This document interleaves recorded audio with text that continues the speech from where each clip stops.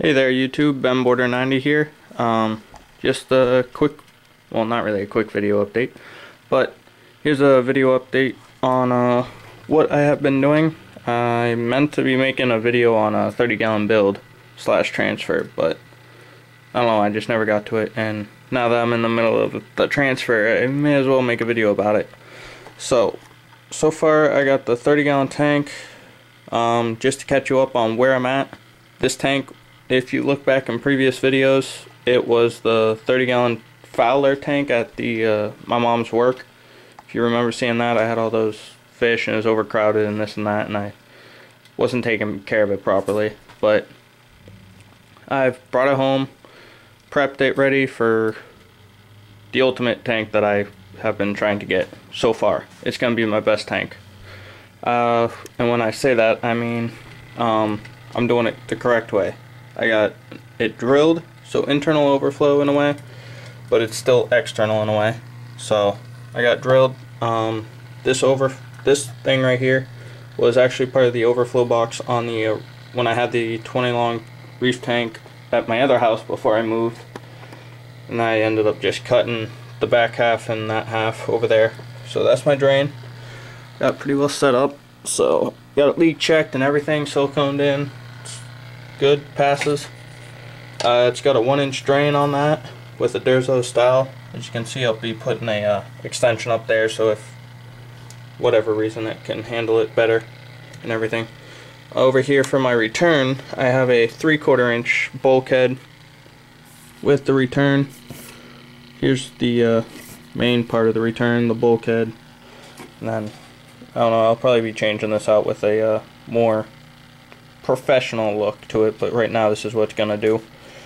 I can angle it, turn it, whichever way I want, so it still works. That's what I got for my return. Mostly I was just waiting on the pump so I could do this and everything, and I've probably been waiting a good month or so, maybe longer. Let's see. Yeah. Right now I have it about halfway full, if you can see, maybe a little bit past half. Most of it, probably only 5 gallons of this is water that I've made so far. The rest was in the sump of the 20 long tank, which actually I was using this sump down here that I picked up for free off my friend on the forum. The only difference about the way that I'm going to be using this sump than everyone else will be using a sump just like this is normally in the very first chamber is where your protein skimmer is, and then it goes into your deep sand bed area, refugium, bubble trap, and then your return. Well, my skimmer is just slightly too big for this section. I didn't want to tear this down, move it over, re-silicone it, and end up having it crooked. So it's already perfectly sealed. Everything else, my skimmer fits in the middle section. So I may as well just put the skimmer in the middle section, have my deep sand bed refugium in the first section. I don't really see any difference in efficiency. Dirty water, once the tank is fully set up and everything and running for a good week, usually the water in this return section is really not 100% cleaner than the water that's in the main tank. Really, it's all pretty even. So it's really, I don't see any different with it being in just this section than in the very first section. That's where that's going to be. With the sand that I'm going with, I covered the entire bottom with dry sand before I put any water in it, and then so it was a little bit below this lip, so about ½ inch to 1 inch of dry sand, and I probably took about a 1/4 inch of live sand that I had from my deep sand bed on my other sump in there. I took all the sand out of there and then just scattered it all throughout here, and it's to seed it. I'm also still gonna take some sand out of the main tank. So it's still cloudy right now. I just have it circulating with a heater. I have some hermit crabs and snails in there that were in the refugium sump area. When I first started this about a half hour ago, my water was a little bit cold, or on the colder side. It was at about 65, so yeah, it was cold. Right now where it's sitting is 69.2, 69.3. So that's where that's at. The water I just have circulating. So alright. Alright, here we are at 1 week of running the tank now, after that short description of setup and transfer when it was half full. All the livestock's in here, acclimated well, except for one coral, which is my orange Monty Cap. But I'm about to go pick up another one of those right now. Everything else is doing wonderfully. I got some really nice flow. As you can see, most people, when they have their flow, as I can imagine, or you do it yourself, I don't know if you do or not, but it's fine. Most people have their power heads pointed up to the surface to agitate it, but if you can see, all of mine are actually aimed down or in the middle of the tank.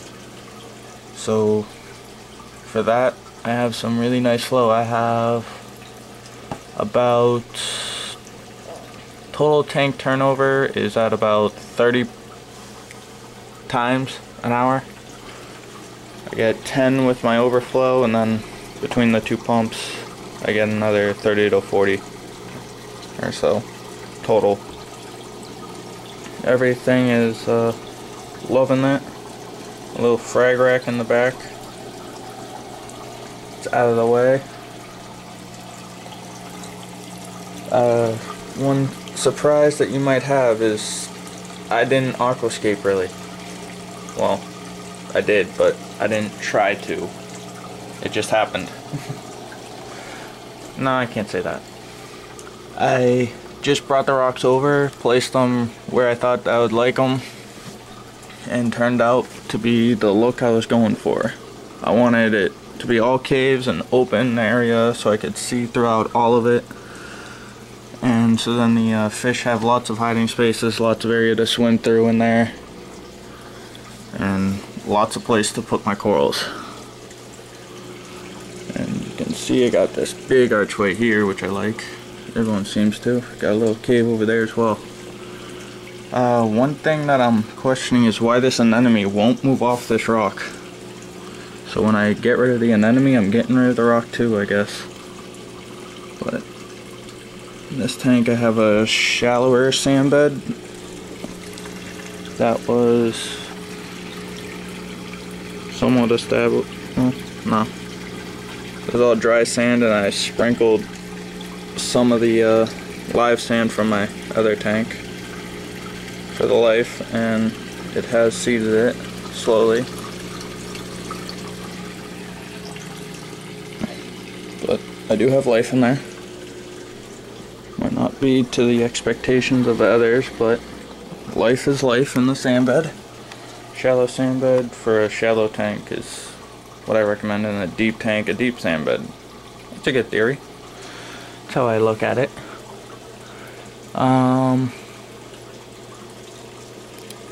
Like I said, everything's acclimated very well. I don't think I'm gonna aquascape anymore. It's perfect the way I want it. Lots of swimming room, as you can see. Lots and lots of swimming room. Like, yes, in front, but even on top and in front and in the back too. Lots of space for the fish to swim.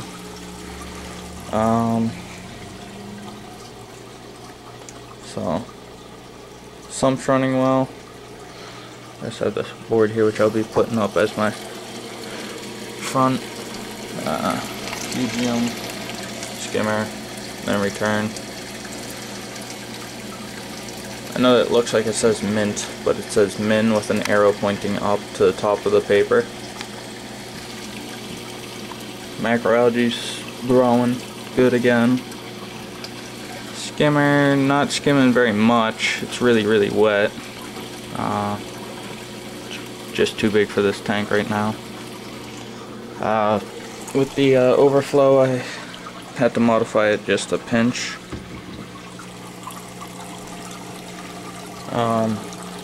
It was just that one drain going down. It was really loud when it was sucking the air.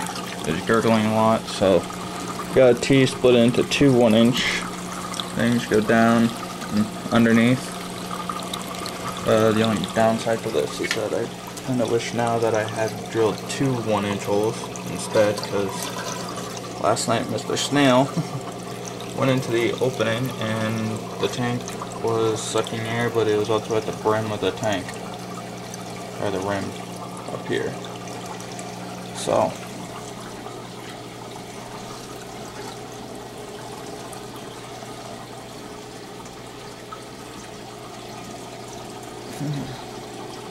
yeah. So I hope you like the tank now, how it's set up. Lots more videos to come with this setup, and it's also just past 1 year of having that one set up. I'm gonna be either selling that whole setup or I don't know yet, but so about 1 year after that I got this one, and probably in a year I'm gonna get a bigger one. Let's see. Thanks for watching.